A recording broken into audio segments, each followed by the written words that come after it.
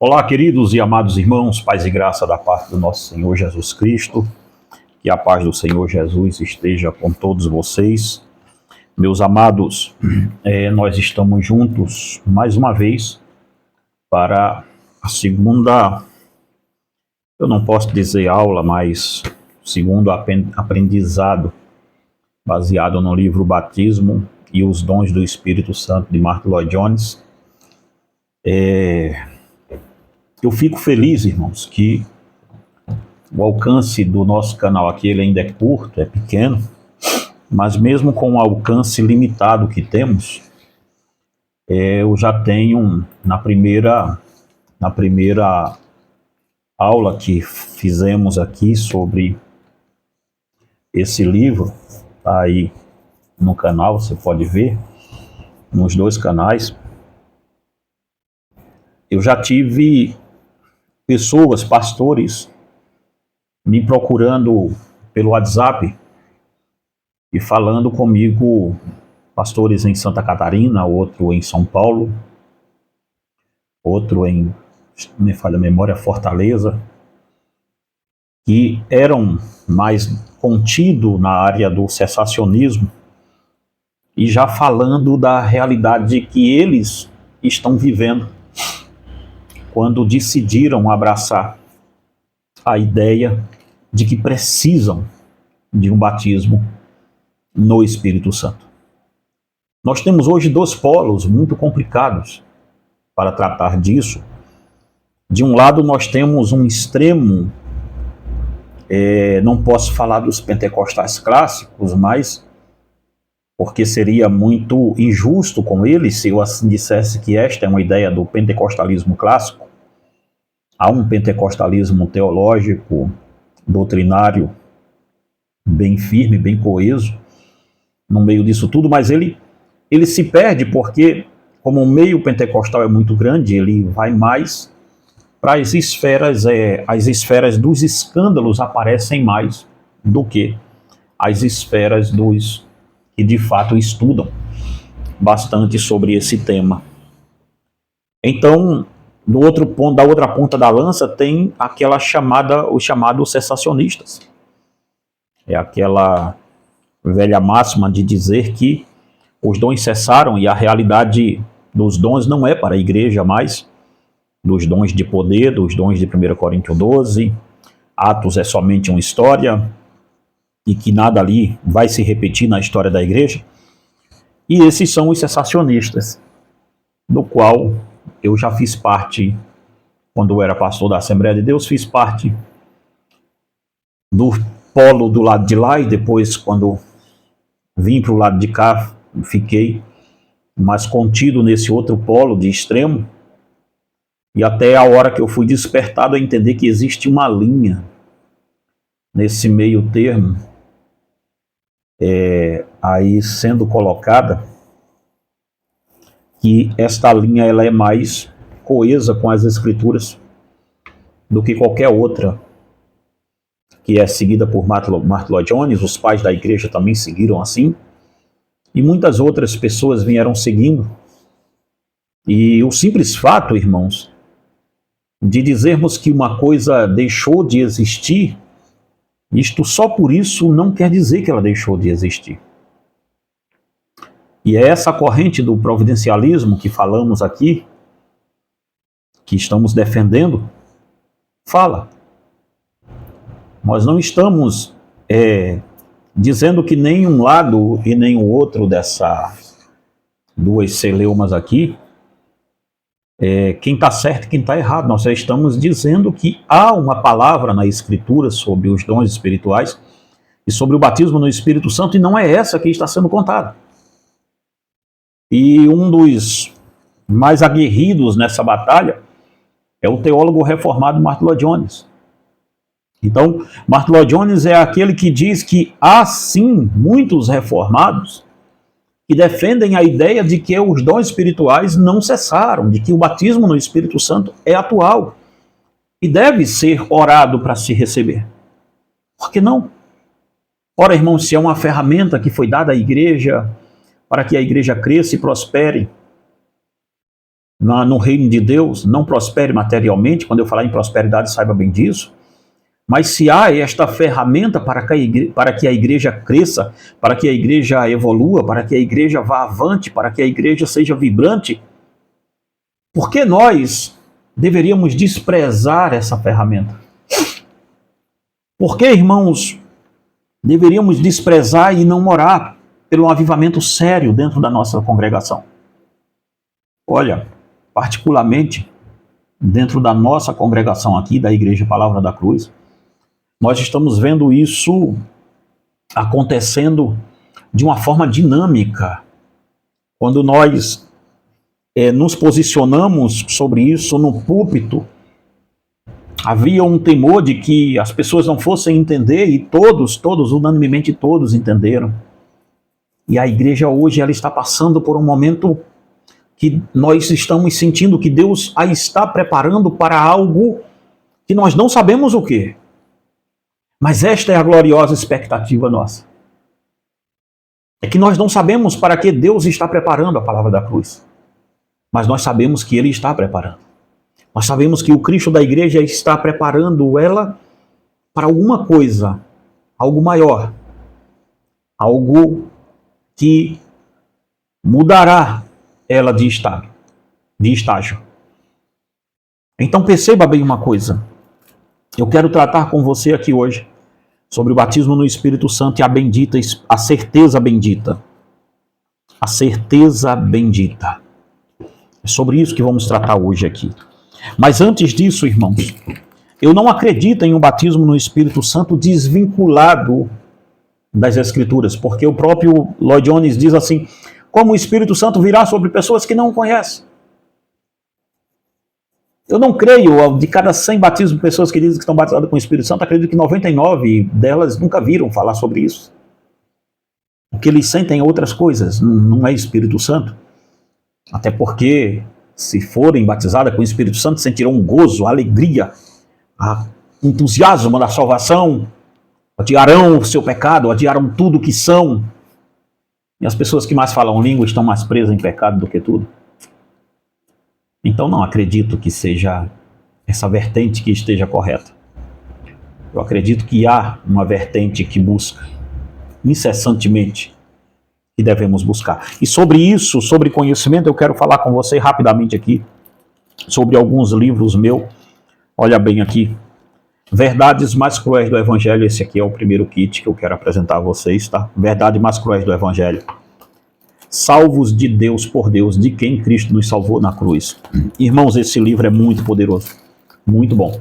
As verdades mais cruéis do Evangelho, um chamado à santidade. Esse livro é muito interessante. E aqui tem 2 livros novos nossos, que é Ansiedade e Sua Origem Pecaminosa. Olha aqui, a ansiedade e sua origem pecaminosa. Primeira coisa que você tem que saber é que um crente cheio do Espírito Santo não anda ansioso. E um crente que busca batismo com o Espírito Santo não está ansioso por coisa nenhuma dessa terra. E é muito complicado isso. E esse aqui, irmãos, você tem que ter, você que está estudando conosco, Avivamento ao Método de Deus. Eu escrevi esse livro, Avivamento ao Método de Deus. É um livro fantástico, sim. O nome desse livro, originalmente, Avivamento ao Método de Deus, é um livro o nome de um livro do Leonard Ravenhill, e eu copiei o nome do livro dele, não o livro, tá? O livro aqui é outra coisa. Mas o nome do livro, Avivamento ao Método de Deus, é uma homenagem ao pastor Leonard Ravenhill e David Wilkerson. Então, se você quiser adquirir, entre em contato nesse primeiro telefone que está aí embaixo, num comentário fixado do vídeo. Esse kit aqui, ó, vai Avivamento ao Método de Deus, vai Ansiedade e Sua Origem, vai Radicalismo do Evangelho e vai também Salvo de Deus por Deus e Verdade Cruel do Evangelho. E eu te mando de presente o Juízo Final, tá ok? Também tem aqui uns livros que eles vão mudar, irmãos, o estado da sua igreja local. Esses livros mudam vidas, com certeza. Cristo entre as igrejas, todos eles, tá? Os que eu apresentei também. Cristo entre as igrejas, um estudo excêntrico sobre as 7 igrejas da Ásia Menor. Esse aqui foi a minha filha que escreveu, a Débora. Se você não tem esse livro. Você que tem jovem na faculdade, você que é pai, você que é mãe, você que está na escola, leia esse livro em nome de Deus. Leia esse livro, Satanismo Global, o Ocultismo como a Nova Religião Global. As pessoas estão virando ocultistas e não sabem por quê. Você tem que ler esse livro. E, meus irmãos, se você quer um discipulado seguro, firme, não um discipulado, isso aqui é para a vida toda que eu estou te mostrando. O Guia Seguro para o Céu é Mateus capítulo 5. O volume 1 é Mateus capítulo 5.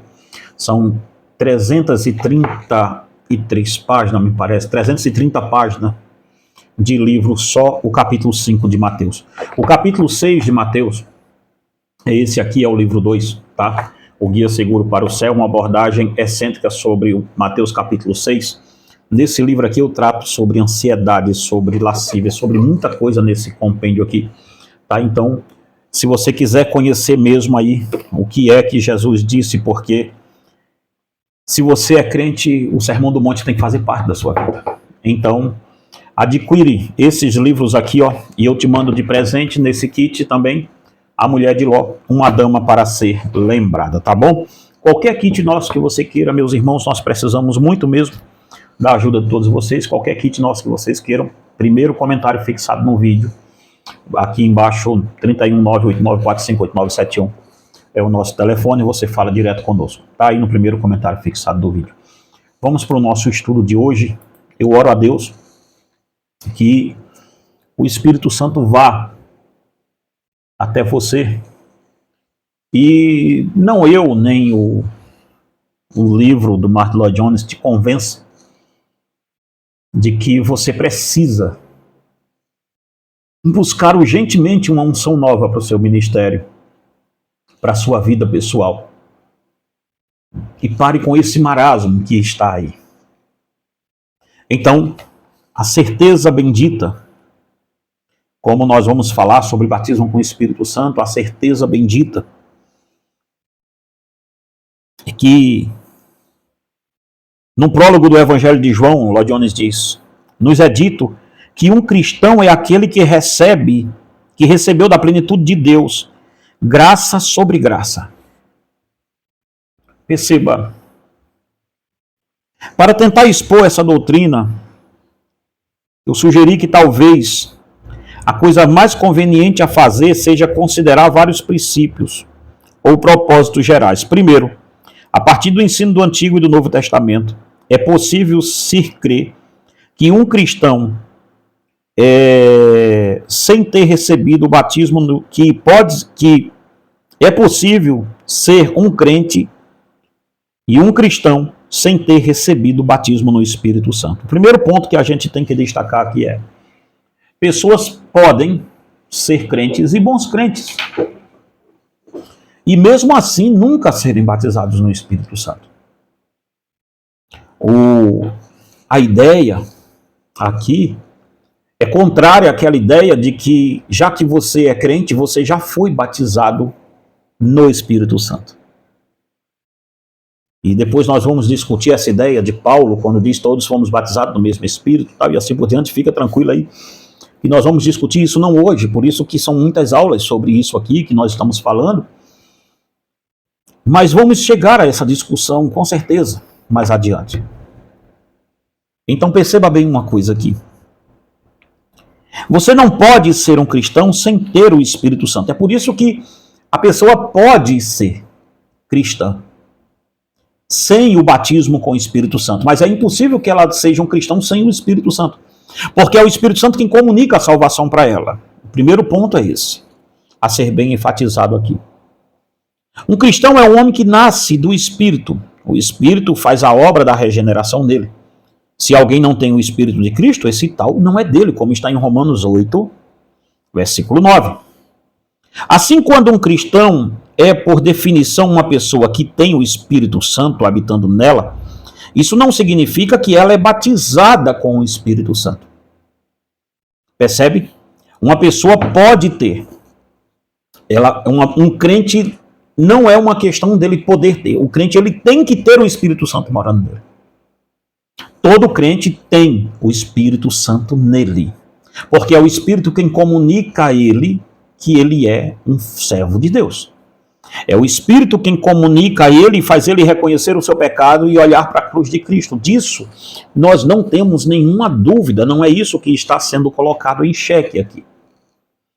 Então perceba, para você que está nos ouvindo e nos vendo, você pode pensar, pastor, então eu não tenho o Espírito Santo. Lógico que você tem.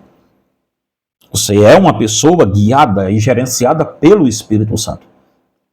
Porque você foi regenerado por ele.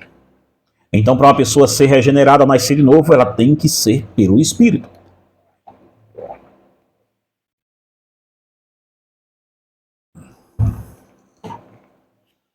Assim, enquanto um cristão é, por definição, uma pessoa que tem o Espírito Santo habitando nela, isso não significa que ela é batizada com o Espírito Santo. Percebe, irmãos? E antes que você me pergunte, então qual é a evidência desse batismo? Eu acredito que vai ser a próxima aula nossa. A próxima aula nossa, alguma coisa acontece conosco, é isso mesmo. A próxima aula nossa vai ser sobre como eu sei se foi batizado, se sou batizado ou não com o Espírito Santo. Fica calma aí, que a gente vai chegar lá. Tá? Então perceba bem uma coisa aqui. A questão que estamos tratando aqui é que você, se você é crente, obrigatoriamente você tem o Espírito Santo. Mas se você é crente, obrigatoriamente tem o Espírito Santo, mas obrigatoriamente você não necessariamente não é batizada no Espírito Santo. É isso que está sendo dito aqui e vai ser provado mais adiante, isso aqui. Tá? Perceba bem uma coisa. Vamos ver mais. Você pode ser regenerado, um filho de Deus, um verdadeiro crente, e ainda não ter recebido o batismo com o Espírito Santo. É o que Lloyd Jones diz na página 44 do seu livro. Perceba bem uma coisa. Você pode ser um bom crente, está indo para o céu, porque ser batizado no Espírito Santo não te impede de ir para o céu, não te impede de ser um bom servo de Deus. Não é isso que está sendo colocado aqui em xeque. O argumento, muitas vezes, usado contra o ensinamento que separa a regeneração do batismo no Espírito Santo é o seguinte: sim, mas todos vós que sustentam esse ensino sempre parecem basear tudo no livro de Atos. É a primeira coisa que eles nos acusam. Aos cessacionistas, eles dizem que nós nos baseamos para dizer que os dons continuam sempre no livro de Atos dos Apóstolos. E aqui, irmãos, uma vez feita a distinção de que você tem o Espírito Santo para ser crente, e ter o Espírito Santo necessariamente não quer dizer que você é batizado. Então, uma vez que isso aqui foi superado para mim, vamos partir então agora para o outro ponto. Nos é acusado sempre pelos cessacionistas de que nossa doutrina é baseada em Atos dos Apóstolos e não nas epístolas. E sobre isso vamos botar-lhes a mão na boca hoje, para que não falem mais essa asneira e essa sandice. Ora, segundo a estrutura que Martin Lloyd Jones consegue criar aqui, há coisas aqui muito interessantes para ser estudadas sobre isso. Eles dizem, vocês só se baseiam no livro de Atos para dizer que os dons continuaram. Você não deve buscar fundamentos para a sua doutrina na história de Atos. Isso é uma coisa muito perigosa de se fazer. Você deve buscar seu fundamento somente no ensino do Senhor e no ensino das epístolas, segundo eles dizem. Então, os cessacionistas, por eu dizer cessacionista, eu estou querendo dizer aqueles que não acreditam na continuidade e na contemporaneidade dos dons espirituais. Eles dizem com toda a ênfase, sem nenhuma vergonha, de que tudo o que aconteceu em Atos dos Apóstolos foi para a história, não é doutrina para a igreja. O que é doutrina para a igreja é somente as epístolas e o que o Senhor Jesus ensinou, reputando assim uma ruptura gigantesca entre nós e o livro de Atos. Porque para eles o que aconteceu em Atos dos Apóstolos é algo excepcional e não se repetirá mais. É algo único. Então perceba bem uma coisa do que está sendo dito aqui. Paul Washer, Vocês conhecem bem Paul David Washington. Ele diz uma coisa interessante. Ele diz que Atos inaugurou a era da igreja, não encerrou ela. Ele diz que o Pentecostes é a inauguração do avivamento e não o término de um avivamento. É isso aqui que está sendo bem colocado e bem elaborado aqui. Então vejamos mais uma coisa aqui. Isso é dito com frequência e a resposta, claro, é bem simples. Você nunca deve colocar uma porção da Escritura contra a outra. Veja, a resposta que o Dr. Martin Lloyd Jones dá a essas pessoas que dizem vocês só se baseiam no livro de Atos. A resposta dele é: você não pode colocar as epístolas contra Atos dos Apóstolos. Você não pode, sob nenhuma circunstância, dizer que Atos dos Apóstolos é contra as epístolas, porque não é. A verdadeira posição é considerar Atos e as epístolas. Veja, nós não devemos considerar apenas o ensino das epístolas como doutrinários. Nós devemos considerar o escopo de onde essas doutrinas começaram, que foi Atos dos Apóstolos. Atos é o começo do avivamento, é o começo da história da igreja. E as epístolas só vão existir porque Atos dos Apóstolos está acontecendo. A igreja está viva, está fazendo missões e por isso os apóstolos estão escrevendo. Porque Atos está acontecendo. Está dando para você entender a mensagem?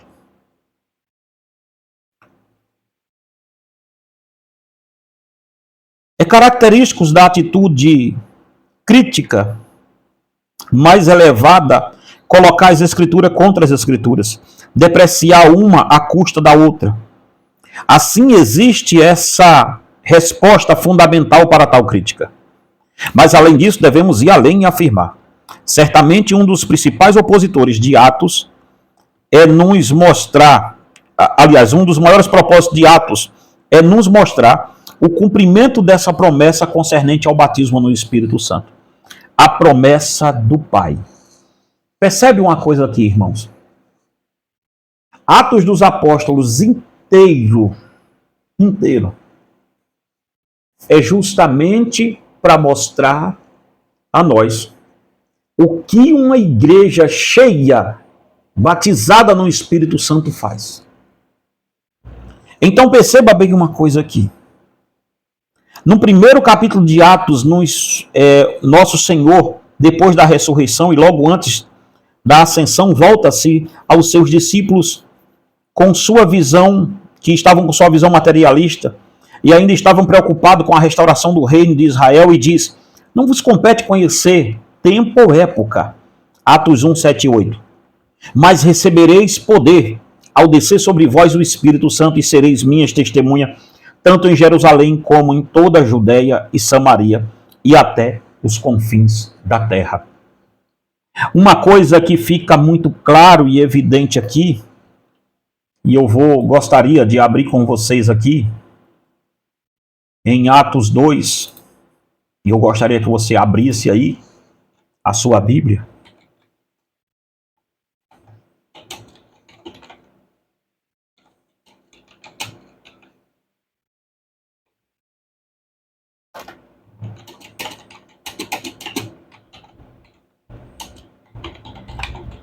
Perceba bem uma coisa. Veja o que é dito em Atos 2, 39 ao 41. Veja como é dito isso. Porque a promessa é a pregação de Pedro depois que está cheio do Espírito Santo. Depois que é batizado no Espírito Santo. Veja, a promessa que é feita em Joel capítulo 2. Ele vai tratar de Joel 2 aqui, como nós sabemos, em Atos 2. Percebe uma coisa?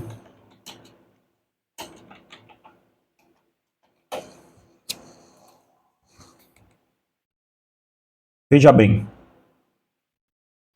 Vamos ler do 14 em diante. Então se levantou Pedro com os 11 e erguendo a voz advertiu neste termos: varões judeus e todos os habitantes de Jerusalém, tomai conhecimento disto e atentai às minhas palavras. Estes homens não estão embriagados como vinde pensando, sendo esta a terceira hora do dia. Mas o que aconteceu é o que foi dito por intermédio do profeta Joel. Veja bem. E acontecerá nos últimos dias, diz o Senhor, derramarei do meu espírito sobre toda a carne, vossos filhos e vossas filhas profetizarão, vossos jovens terão visões e sonharão os vossos velhos. E aí veja, ele não está dizendo que esta promessa é restrita a Israel. Ele não está dizendo que esta promessa de Joel é restrita simplesmente a um período, mas ele diz até sobre os meus servos e sobre minhas servas. Derramarei do meu espírito naqueles dias e profetizarão. Mostrarei prodígios em cima no céu e sinais embaixo na terra. Sangue, fogo, vapor e fumaça. Deixa-me ver mais aqui. Ok. E agora vai o 39 em diante. Veja o que é dito.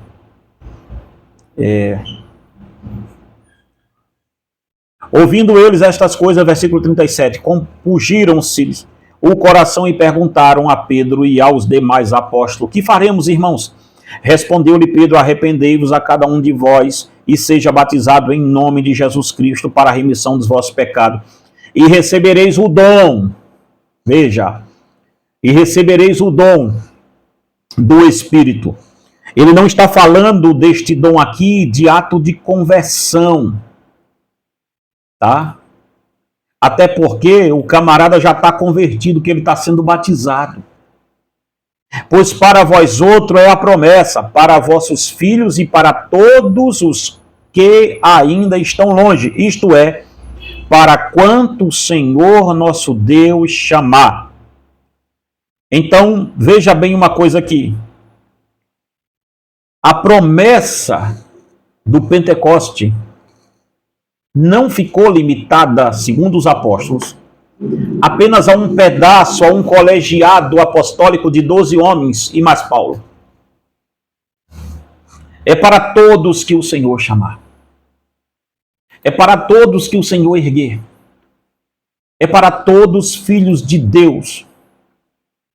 A conversão, assim como a conversão é para toda igreja, assim também o batismo no Espírito Santo deveria ser para toda igreja. Mas nem todos vão buscar.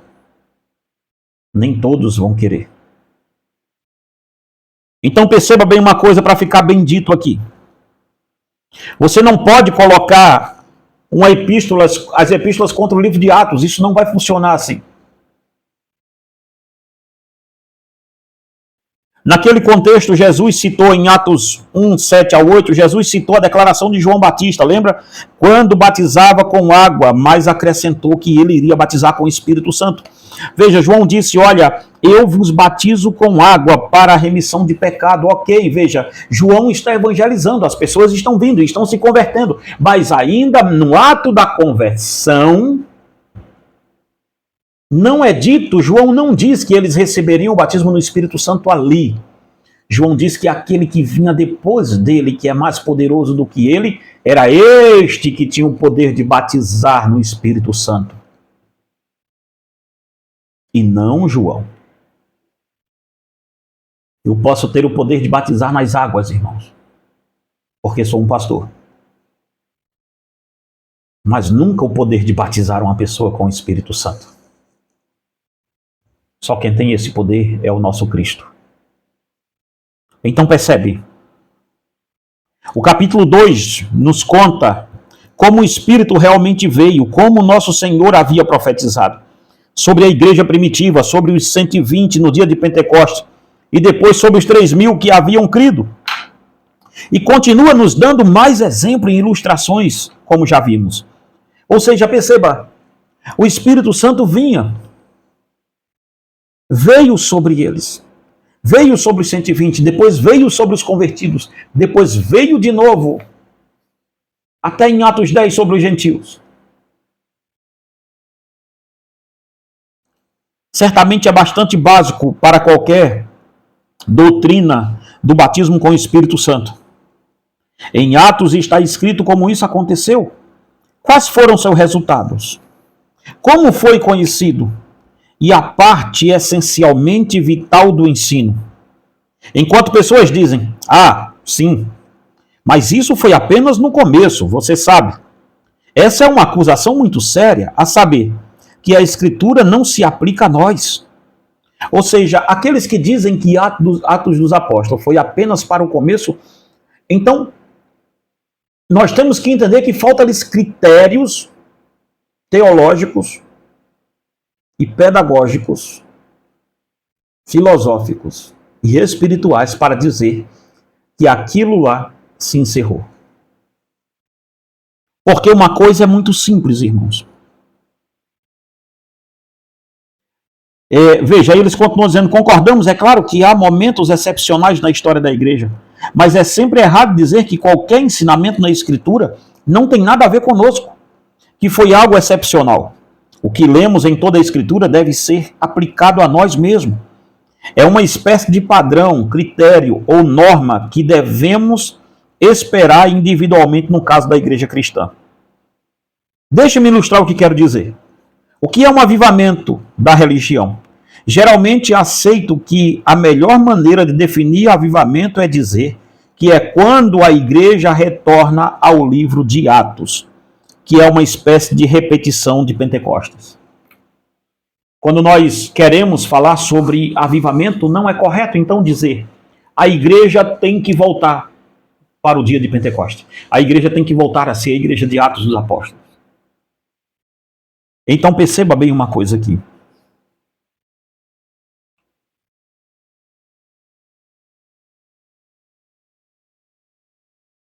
Então, as pessoas podem estarem ali, serem regeneradas, e são regeneradas, mas entenda, nem todas são batizadas. Ainda sobre o livro de Atos, Martin Lloyd Jones continua dizendo, mas indo ainda mais longe.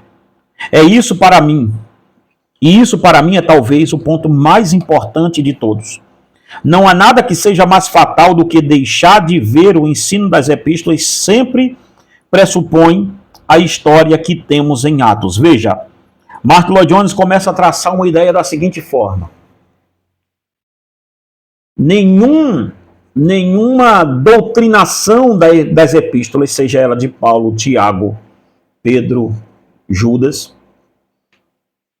e a epístola aos Hebreus, logicamente, e João, que são os escritores de epístolas aqui que eu falei. Vamos lá de novo. Paulo, Pedro,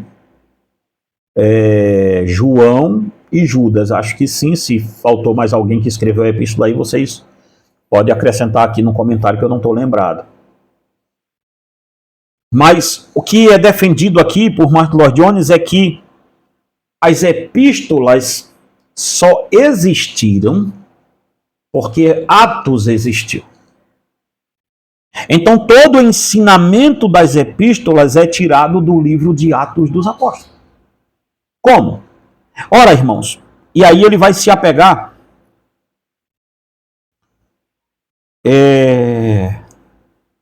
ele vai se apegar aqui dizendo assim, ó. Vê bem. Minha resposta para eles é bem simples. Considere, por exemplo, aquela grande primeira epístola aos Coríntios. Seu ensino é obviamente baseado num fato que os membros da igreja haviam sido batizados com o Espírito Santo. Da maneira determinada em Atos, ou seja, veja bem, por que nós temos a epístola de 1 Coríntios? Martin Lloyd Jones está dizendo, porque aquela igreja havia sido batizada no Espírito Santo do mesmo jeito de Atos capítulo 2. Então, a igreja primitiva tinha um padrão.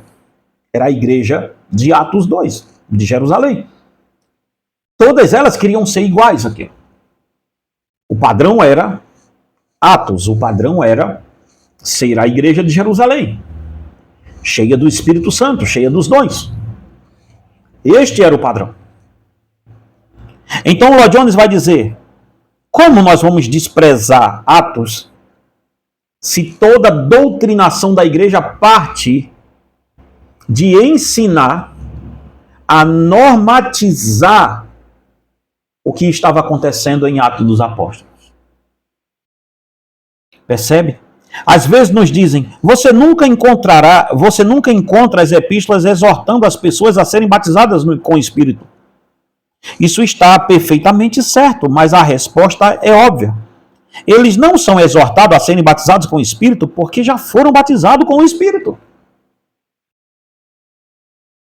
Era muito raro, irmãos, você encontrar um crente em Jerusalém ou fora de lá que não tenha sido batizado com o Espírito Santo.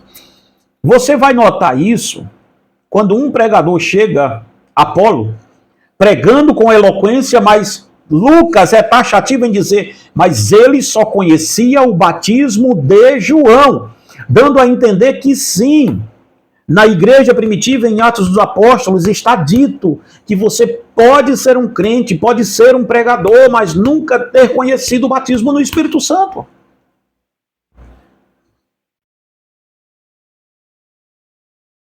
Percebe o que está sendo colocado aqui?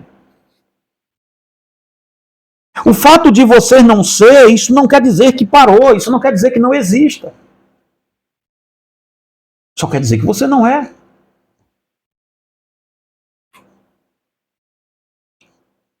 Percebe bem uma coisa aqui. Qual é o significado dos capítulos 12, 13 e 14 de 1 Coríntios? A resposta é que eles estão lidando com certos excessos que surgiram e certos mal-entendidos com aqueles que foram batizados com o Espírito. Veja, a epístola aos Coríntios não é uma resposta de encerramento de dons. É isso que os cessacionistas têm que colocar na cabeça, que não colocaram.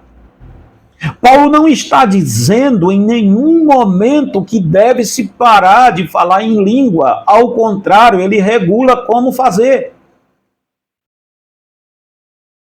Paulo não está dizendo que deve se separar de ter dons espirituais. Ao contrário, ele está mostrando quais os melhores dons têm que ser buscados. Procurai com zelo os dons. Ele diz isso.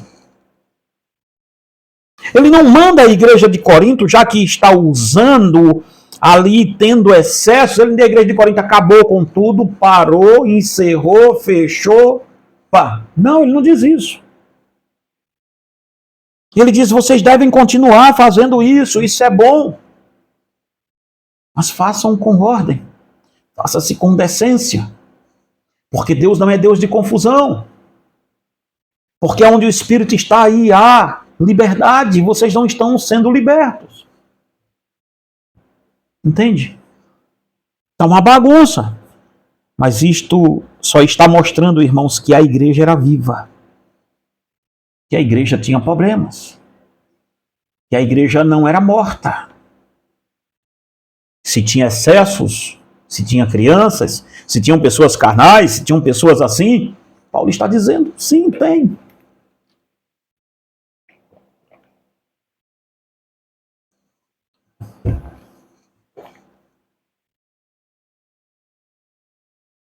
Mas isso não quer dizer que devemos tirar as crianças. Isso quer dizer que devemos fazê-las adultas. Como eu tenho dito muitas vezes, quantas igrejas você conhece na atualidade? Veja o que Lloyd Jones pergunta. Como eu tenho dito muitas vezes, quantas igrejas você conhece na atualidade a quem você precisa escrever um 1 Coríntios? Qual a igreja? Quantas igrejas existe hoje que precise ter o ensino de 1 Coríntios 12, 13 e 14? E a resposta é poucas e preciosas igrejas. Por quê? Bem, havia uma igreja cujos membros foram batizados com o Espírito Santo. E por causa disso, porque o tipo de coisas que é descrita em Atos aconteceu com eles, problemas e dificuldades surgiram. Vejam, o que o Martin Lloyd Jones está dizendo é justamente porque aconteceu um Pentecoste naquela igreja que os problemas veio. Ora, irmãos, vamos supor Imagine um cemitério na sua cidade e os mortos começam a pular de dentro dos sepulcros. Esse cemitério não será mais um cemitério silencioso, esse cemitério não será mais um cemitério. Haverá problemas na cidade, haverá problemas até para se enterrar novos mortos. É isso que acontece com uma igreja que copia a igreja de Atos. Ela terá problemas, ela terá excesso.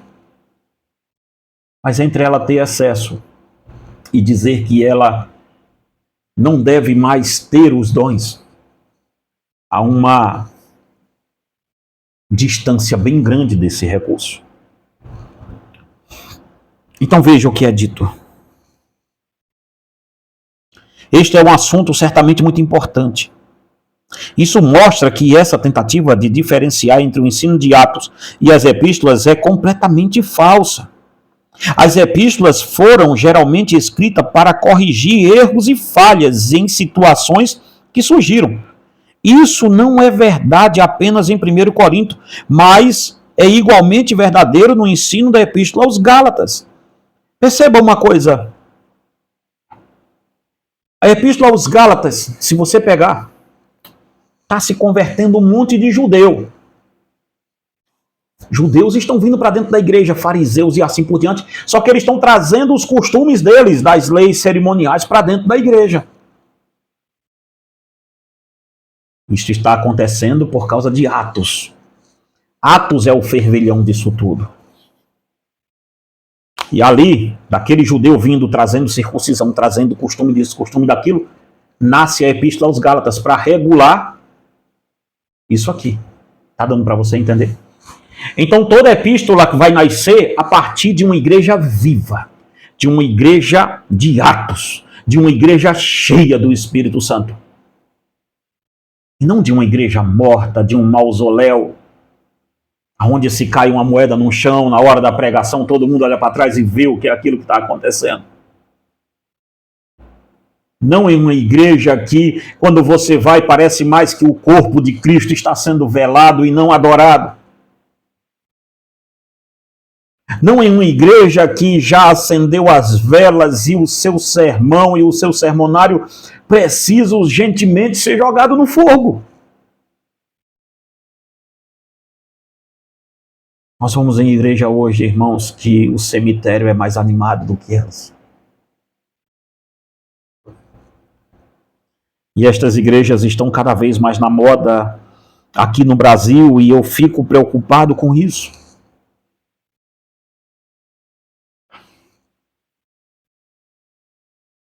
Ânimo. Busque uma unção de Deus. Busque Deus na sua vida. Não se conforme com 10 minutos de oração, não se conforme com isso. Não se conforme com essa vida apática que você está vivendo, não se conforme simplesmente porque alguém disse a você que os dons cessaram, eles não estão te contando toda a verdade. Ânimo! Não se conforme em pensar que isto também vai te fazer um pentecostal falso que não crê em nada disso, mas está pulando em um pé só. Aquilo também não é Espírito Santo. O que eu estou falando é de coisa grande. Veja bem, segundo ele, os dias de Atos são especiais. Então devemos ficar com as epístolas e não com Atos, eles dizem.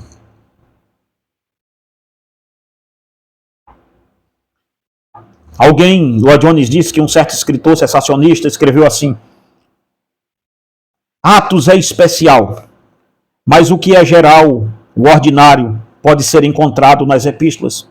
Então ele continua dizendo: se for perguntado em que ensino geral é distinto do ensino especial do Novo Testamento, no que diz respeito a receber o Espírito Santo, nós devemos dar uma resposta clara e definitiva. Nós recebemos o Espírito Santo pela graça, pela pregação da fé. Gálatas 3:2. Ou mais simplesmente ainda, pela fé. Gálatas 3:14. Assim o escritor julga ter estabelecido sua tese. Aqui ele diz que devemos esperar de nós. Nós que não estamos nos dias de Atos, que são dias especiais, mas um período comum. Então veja, ele está dizendo que todos são batizados, não o Martin Lloyd Jones, mas esse escritor que ele cita. Ele está dizendo que os cessacionistas dizem que todos nós já fomos batizados no Espírito Santo, quando cremos. Mas isso não é verdadeiro. Na própria Epístola de Gálatas diz que não. A Epístola aos Gálatas vai trabalhar também milagres dentro da própria igreja dos Gálatas. Todas as igrejas, irmãos, por onde Paulo passou, por onde os apóstolos passaram, elas eram igrejas cheias de dons do Espírito Santo. Provando assim de que não era somente no ato da conversão. Quando eles se convertiam, algo especial, maior, acontecia depois da conversão deles. Veja o que ele diz. Mas uma forma muito interessante, é preciso não esquecer que nos é dito no versículo 5 do capítulo 3 de Gálatas. Este é o tipo de confusão que as pessoas entram quando não fazem essa distinção entre batismo com o Espírito e regeneração. Veja, pela pregação da fé, Gálatas 3:2, nós somos regenerados. Pela pregação da fé, Gálatas 3:14, somos regenerados. A regeneração sempre vai anteceder o batismo com o Espírito Santo. Eles não são a mesma coisa. Quer ver? Gálatas 3:5 diz: aquele que vos concedeu o Espírito e que opera milagres entre vós, porventura os faz pelas obras da lei ou pela pregação da fé? E aí Lloyd Jones pergunta: isso aqui é geral ou normal? Operar milagres entre vós, concede o Espírito. Isso não é apenas uma descrição de como as pessoas passaram a crer. Não é isso que o apóstolo está perguntando. Veja, o apóstolo não está dizendo quando vocês passaram a crer foi assim, não. Ele está falando de milagres. Ele está falando de questões de batismo com o Espírito Santo depois que receberam o dom da fé. Percebe?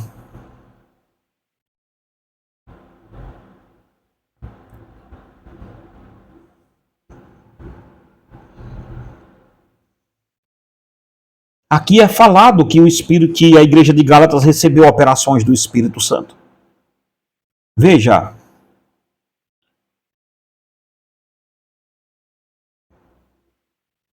No caso, deixe-me colocar isso para você dessa forma. Quando você recebeu o Espírito, quando o Espírito veio sobre você, quando você recebeu o batismo no Espírito, diga-me, isso foi um resultado de guardar as obras da lei ou foi completamente uma questão do seu relacionamento com a fé em Deus, em Cristo? É isso que Paulo está perguntando. Vocês não foram salvos pelas obras da lei, vocês não foram batizados no Espírito Santo pelas obras da lei, vocês foram batizados única e exclusivamente, foram salvos única e exclusivamente pela fé em Cristo e foram batizados no Espírito Santo também pela mesma fé. Atos não é um livro isolado da história da igreja. Todas as epístolas partem desse livro, é isso que nós temos que ter em mente.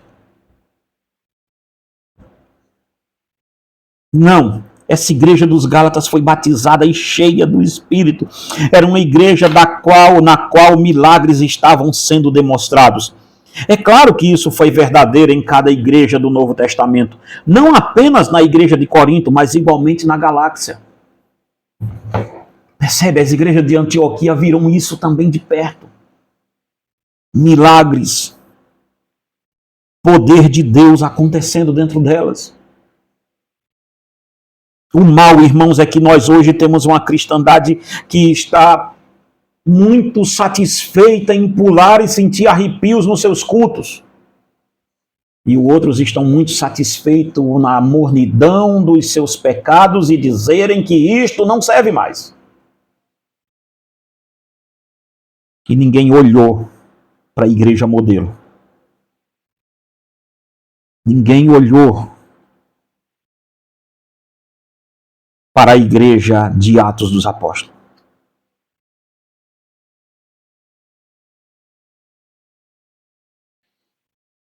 Um dos principais resultados, segundo Martin Lloyd Jones diz aqui, é que o Espírito Santo nos dá a plenitude do gozo da salvação.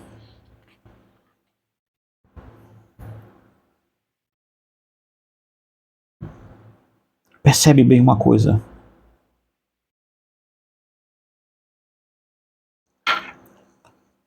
Vamos ver mais adiante.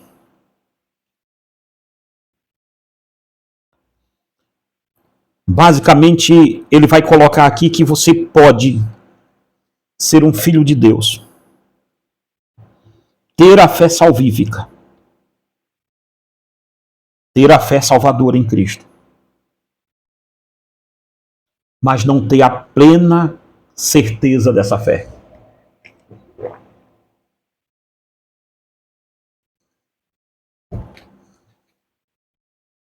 Percebe bem uma coisa.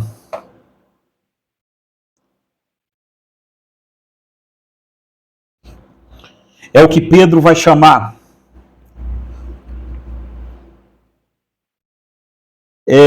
os cessacionistas dizem, olha, você pode ser crente e ter muita dúvida da sua fé, e assim por diante. E sim, isso pode acontecer. E mesmo assim você não quer dizer que você esteja condenado, porque pessoas podem ficarem abatidas na sua fé por muito tempo, por questões que passaram, ou por questões de comunicação mesmo com o Espírito Santo. Isso pode acontecer. Não negamos. Mas percebe bem uma coisa, Lloyd Jones coloca aqui e diz, é uma coisa terrível, não apenas um erro, confundir a fé salvífica com a plena clareza da fé.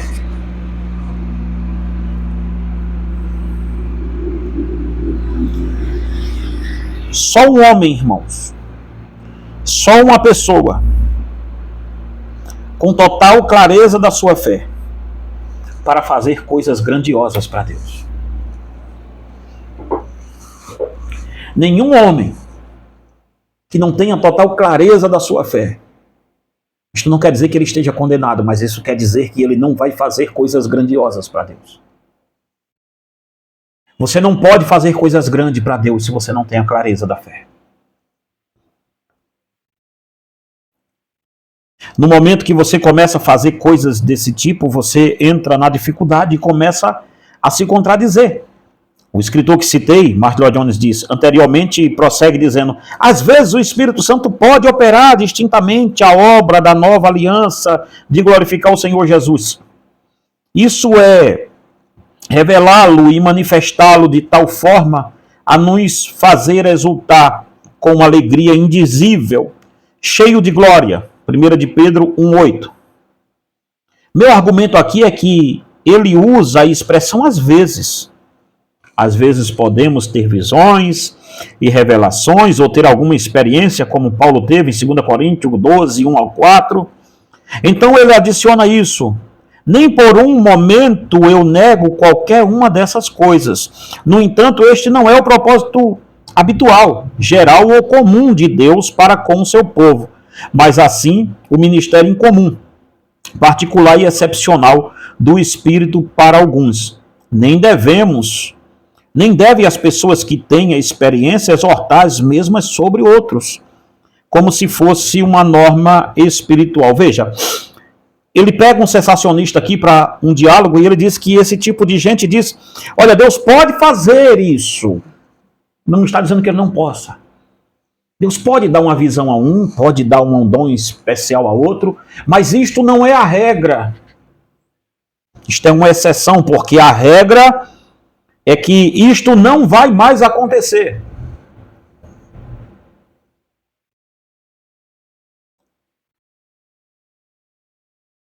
Por que então enfatizo isso, já que não vai acontecer?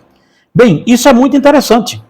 Eu faço porque o que ele está dizendo é que a posição em que alguém se regozija com uma alegria indescritível e cheia de glória, é excepcional, incomum, particular. É algo que acontece às vezes. Veja, se ele está dizendo que o livro de Atos e tudo que aconteceu com os apóstolos não pode mais acontecer conosco, então esta alegria indizível, segundo Lloyd Jones está dizendo, estas visões e tudo isso, essa alegria indizível no Senhor também ficou presa aos apóstolos, não pode mais passar para mim. E se passar também esta alegria indizível, essa alegria de olhar a morte nos olhos e desafiá-la e dizer, eu não tenho medo, pode vir que eu vou continuar fazendo a obra do meu Deus. Isto aqui ficou preso aos apóstolos. E de vez em quando pode aparecer alguém aqui que o tenha.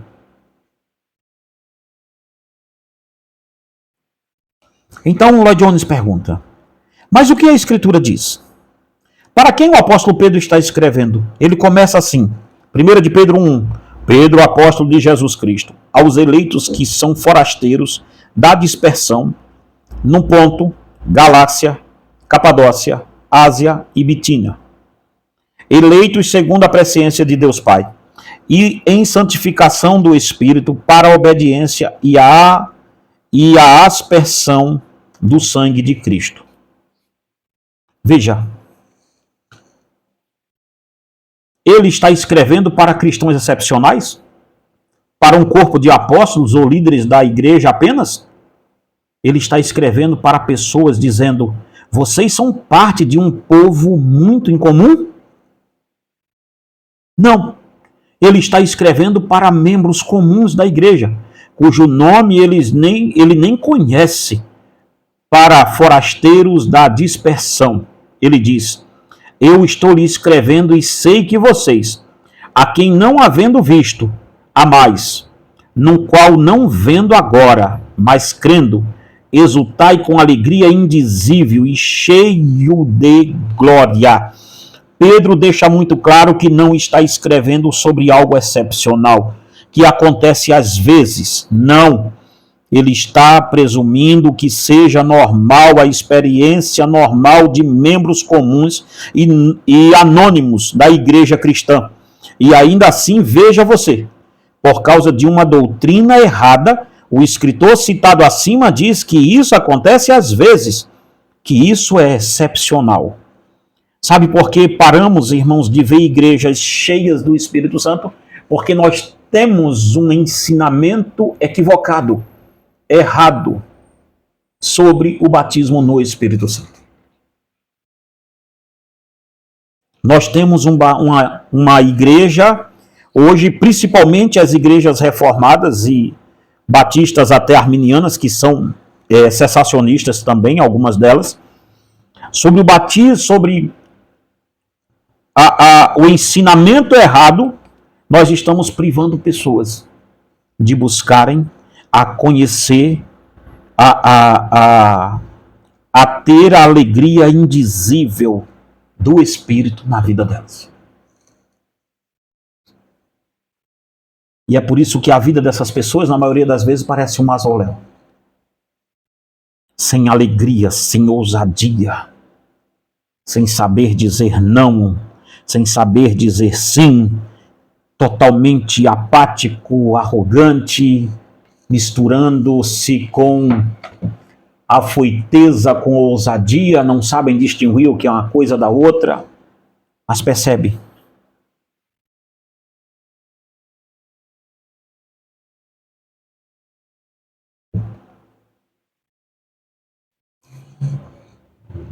O modelo para a igreja é a igreja de Atos.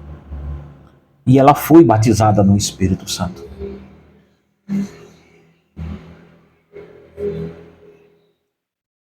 Qual o modelo que eu tenho? É Jesus Cristo, é os apóstolos. E eles foram batizados no Espírito Santo.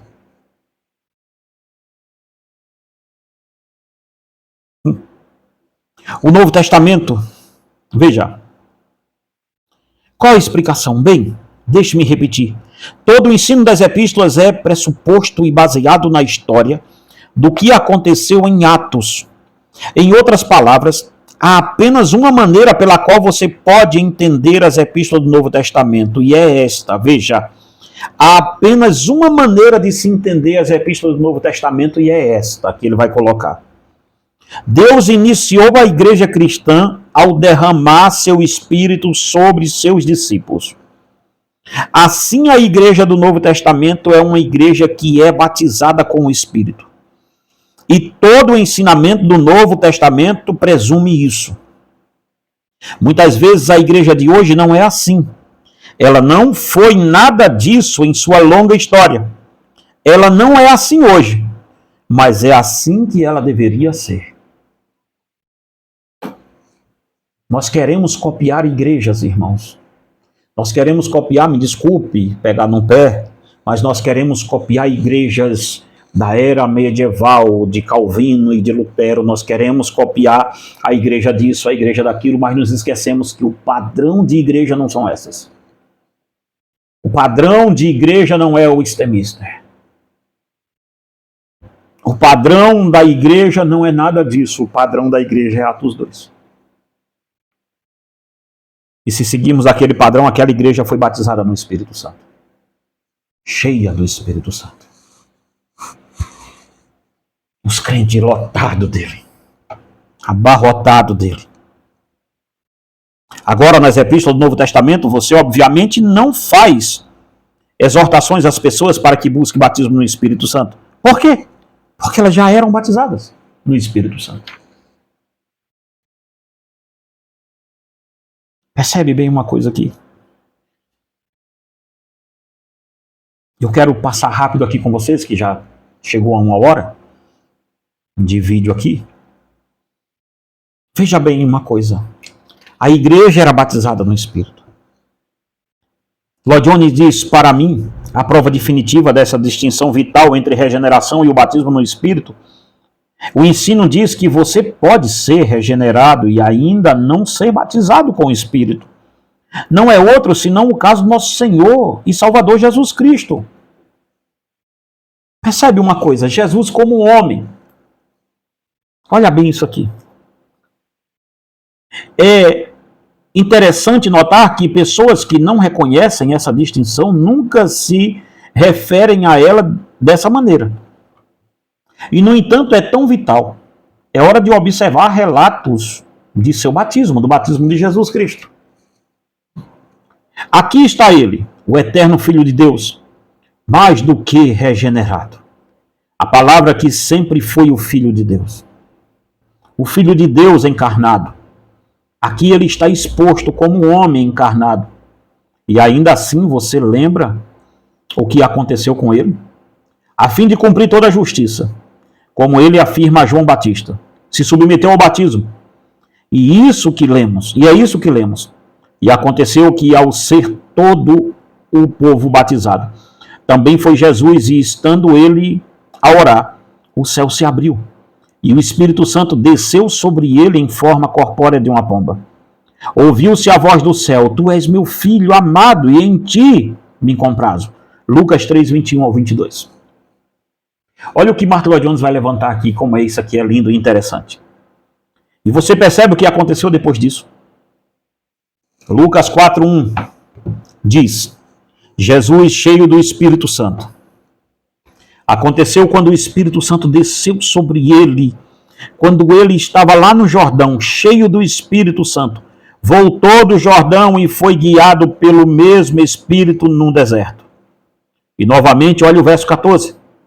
Então Jesus, no poder do Espírito, regressou para a Galileia. Mas repare nos versículos seguintes. Ele entrou na sinagoga e o livro de Isaías lhe foi entregue. Então lhe deram o livro do profeta Isaías e, abrindo o livro, achou o lugar onde estava escrito: O Espírito do Senhor está sobre mim, pelo que me ungiu para evangelizar os pobres. Enviou-me para proclamar libertação aos cativos e restauração das vistas aos cegos, para pôr em liberdade os oprimidos. Então passou Jesus e disse-lhes: Hoje se cumpriu a escritura que acabais de ouvir. Verso 17, 18 e 21. Percebe? Jesus foi batizado nas águas. E logo na sequência disso, foi batizado também pelo Espírito Santo. Não em um ato só. Duas coisas distintas aconteceram. Então você tem a declaração dizendo a mesma coisa no Evangelho de João. Veja João 3,34. Pois o enviado de Deus fala as palavras dele, porque Deus não dá o Espírito por medida. Então a última declaração em João 6,27. Trabalhai não pela comida que perece.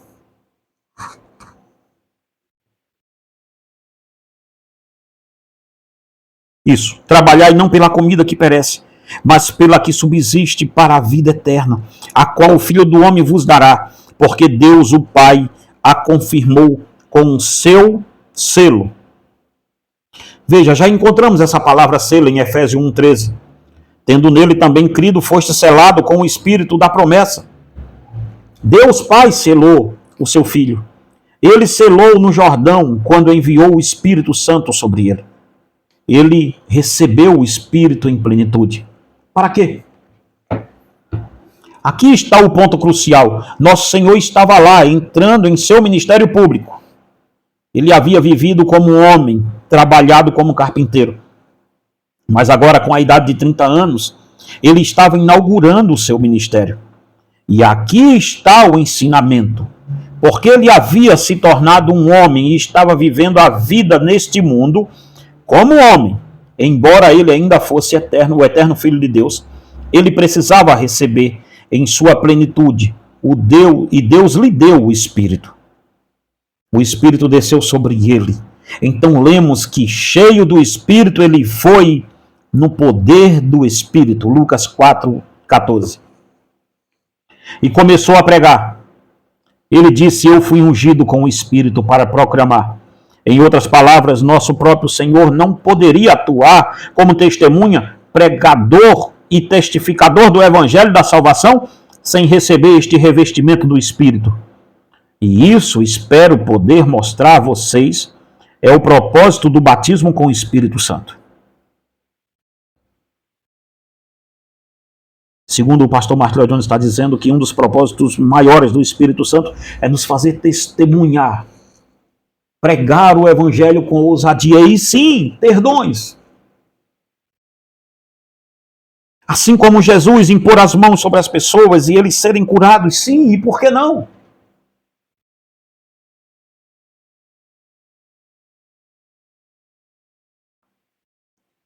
O mal, irmãos, é que nós estamos muito acostumados sem poder de Deus. Não é difícil acostumarmos a morar num cemitério. É sem barulho. É sem problemas. É sem vida. Parece que tudo está em ordem. Não é que esteja em ordem, é só porque está tudo morto.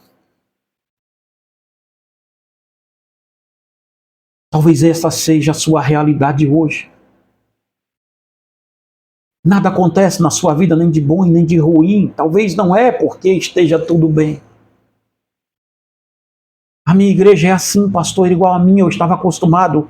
A minha igreja é um povo batuta, um povo que não me dá trabalho, graças a Deus, mas também não crescemos. Talvez seja esse o nosso problema, irmãos. É que nós não temos trabalho porque temos somente gente morta. E nós também estamos mortos.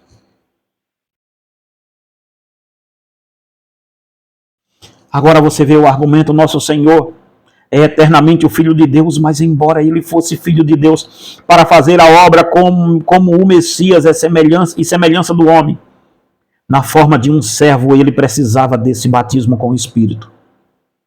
E assim o Espírito veio sobre ele.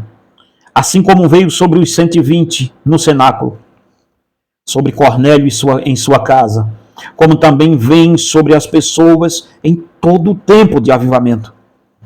E no poder do Espírito ele foi capacitado. Nos é dito que ele falou e viveu no poder do Espírito. Morreu mediante o poder do Espírito eterno. Ressuscitou dos mortos por meio do poder do Espírito. Aqui é perceptível o estabelecimento. Além de qualquer disputa ou dúvida da distinção essencial entre regeneração, nascer de novo, ser um participante da natureza divina e o batismo com o Espírito Santo. Você não só entra em dificuldades se não reconhecer essas distinções, mas se encontra, acima de tudo, numa posição em que simplesmente não consegue explicar o que lemos como tendo ocorrido no caso do nosso Senhor bendito e Salvador. O mal, irmãos, é que tem pessoas que são da ala cessacionista, que são tão arrogantes, que elas acham que estão em um lugar melhor do que Jesus. Ora, se o meu Cristo, como um homem, para cumprir tudo, precisou ser revestido do poder do Espírito Santo. Porque eu, um reles pecador, não precisarei disso. Nós precisamos. E para ter a graça indizível, olhar a morte nos olhos e não temer, para ter a bendita certeza do que estamos fazendo sem vacilar, sem pestanejar, a certeza bendita, a graça indizível, a alegria indizível, a alegria que não vai se apagar, que pode vir a luta que vier, mas vamos continuar de pé. Para isso nós precisamos de um revestimento brutal do Espírito Santo. Eles dizem isso, ficou somente no livro de Atos, e eu lhes digo não. Porventura, no primeiro período da igreja, Cristo derramou o seu Espírito Santo, e agora, nessa última hora, onde mais a igreja precisa ser revestida do poder de Deus. Irmãos, se tem falsos batismos no Espírito Santo acontecendo hoje, nessa atual conjuntura, é sim a hora de termos o verdadeiro para ser comparado. Ora, se eles estão sendo falsos com o batismo deles, e muito bem, parabéns, agora é a hora de termos o verdadeiro.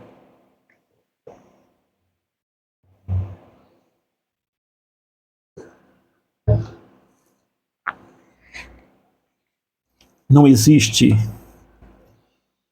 missões sem Espírito Santo. Um pastor que não busca, e eu digo a você, há uma diferença brutal em buscar, orar e se preparar para que ele venha. Isso não quer dizer que ele venha amanhã, isso não quer dizer que ele venha hoje, mas quer dizer que ele venha. É brutal, irmãos, quando nós como pastores, e eu já me conformei nisso, de não querer, de não ter, de lutar contra, há uma brutalidade terrível acontecendo, sabe o que é? É que nós viramos leões sem dentes, leões sem presas, leões sem unhas, e somos presas fáceis para o diabo.